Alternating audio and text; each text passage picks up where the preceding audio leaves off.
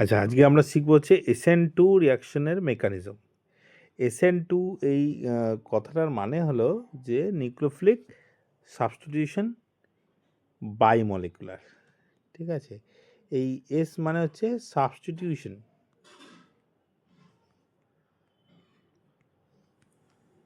Substitution রিয়াকশনে কি হয় না, একটা গ্রুপ পরিবর্তে অন্য একটা গ্রুপ ঢোকে।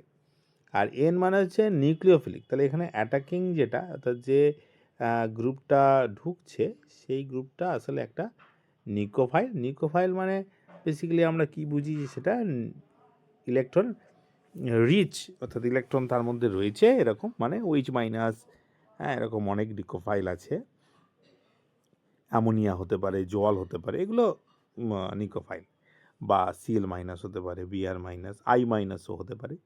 তো নিউক্লিওফিলিক সাবস্টিটিউশন, এবং এই টুটা মানে হচ্ছে যে বাই মলিকুল, অর্থাৎ রিয়াকশানটাতে দুটো মলিকুল ইনভলভ আছে, যে রিয়াকশানটা যে রেট আর কি, সেই রেটটা দুটো মলিকুলের কনসেন্ট্রেশনের উপর ডিপেন্ড করছে, অর্থাৎ মোটামুটি এটার আমরা বলতে পারি যে অর্ডারটা 2, হ্যাঁ এটা একটা সেকেন্ড অর্ডার রিয়াকশন।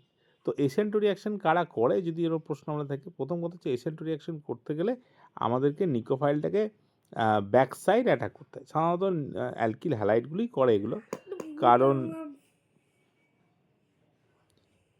হচ্ছে যে এখানে একটা গ্রুপকে বেরিয়ে যেতে হয়, কারণ সাবস্টিটিউট করবে কাকে, অর্থাৎ একটা গ্রুপকে তো বেরিয়ে যেতে হবে, তাহলে তো সাবস্টিটিউট করে দিতে পারবে না।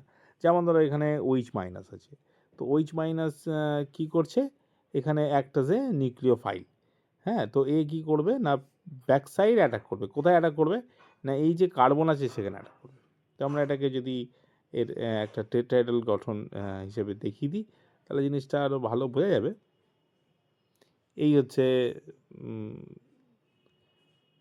এখানে এইটা ব্যাক সাইড, পিছন থেকে অ্যাটাক করছে। হ্যাঁ, তো SN2 রিয়াকশানে সবসময় কিন্তু নিউক্লিওফাইলটা ব্যাক সাইড অ্যাটাক করবে। দেখো অ্যারোটা যাচ্ছে, ও অক্সিজেনের যে মাইনাস চার্জ আছে সেইখান থেকে কার্বনের এই অ্যারোটা যাচ্ছে, এটাকে বলে ইলেকট্রন পুশিং অ্যারো, অর্থাৎ ইলেকট্রনটা থেকে এখানে মুভ করছে OH মাইনাস থেকে, অর্থাৎ OH মাইনাসের সঙ্গে কার্বনের একটা বন্ড তৈরি হচ্ছে, এবং এটা একটা ধাপে হয়, ওয়ান স্টেপ রিয়াকশন। এটা হলে কি হবে না, যেখানে বুঝতেই পারছো যে আয়োডিনটা লেগেছিল সেই জায়গায় OH লেগে যাবে, এবং এখানে এটা উল্টে যাবে, এখানে এটা উল্টে যাবে, তাই না? এই ছাতার মতন, ঝড়ে যেমন ছাতা উল্টে যায় সেরকম এটা উল্টে যাবে। ঠিক আছে, তো SN2 রিয়াকশানে সবসময় ওই জন্য এইটা যদি কোনো কাইরাল কার্বন হয়, এর যে স্ট্রিও সেন্টার আছে, অর্থাৎ যদি এটা সাধারণত যদি প্রায়োরিটি অর্ডার একই থাকে, তাহলে কিন্তু এটা যদি আর থাকে তাহলে S কনফিগারেশনে চলে যাবে। তাহলে এখানে স্টিরিওকেমিস্ট্রি সবসময় জিজ্ঞেস করে যে স্টিরিওকেমিস্ট্রি কি না, ইনভার্সন হয়। হ্যাঁ, এখানে আলাদা আলাদা গ্রুপ লাগিয়ে দিলে বুঝতে পারবে। ধরো এখানে আমরা এটাতে CH3 লাগিয়ে দিয়েছি, আর মনে করো এখানে আমরা একটা অন্য গ্রুপ লাগিয়ে দিয়েছি, যে CH2CH3 লাগিয়ে দিয়েছি, তাহলে জিনিসটাকে ভালো বোঝা যাবে। দেখো এটা এখানে চলে যাবে, আর ওপরে CH3 চলে গেল।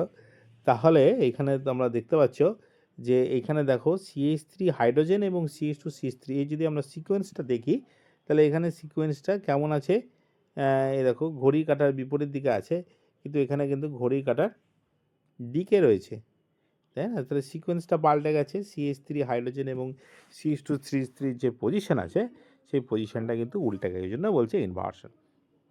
তাহলে এই হচ্ছে মেকানিজম। এই মেকানিজম দেখানোর সময় সাধারণত আমাদেরকে আরেকটা জিনিস মাথায় রাখতে হয়, যে ট্রানজিশন স্টেটটা দেখাতে হয়। ট্রানজিশন স্টেটটা কেমন হবে না, এই যে একই সঙ্গে যেহেতু OH এবং কার্বনের মধ্যে বন্ড তৈরি হচ্ছে, এবং একই সঙ্গে আয়োডিনের সঙ্গে বন্ডটা ভেঙে যাচ্ছে, এইটাকে একসঙ্গে দেখাতে হয়। ঠিক আছে, তো ট্রানজিশন স্টেটটা মাঝখানে দেখাতে হবে, একটা ট্রানজিশন স্টেট, অর্থাৎ এই ট্রানজিশন স্টেট কিন্তু একটা কাল্পনিক অবস্থা, সেটা বোঝায় যে কীভাবে কী বন্ড তৈরি হচ্ছে এবং কী বন্ড ফর্ম হচ্ছে। তো এই হচ্ছে SN2 রিয়াকশন। এইটাই হলো এনার্জি প্রোফাইল ডায়াগ্রাম SN2 রিয়াকশনের।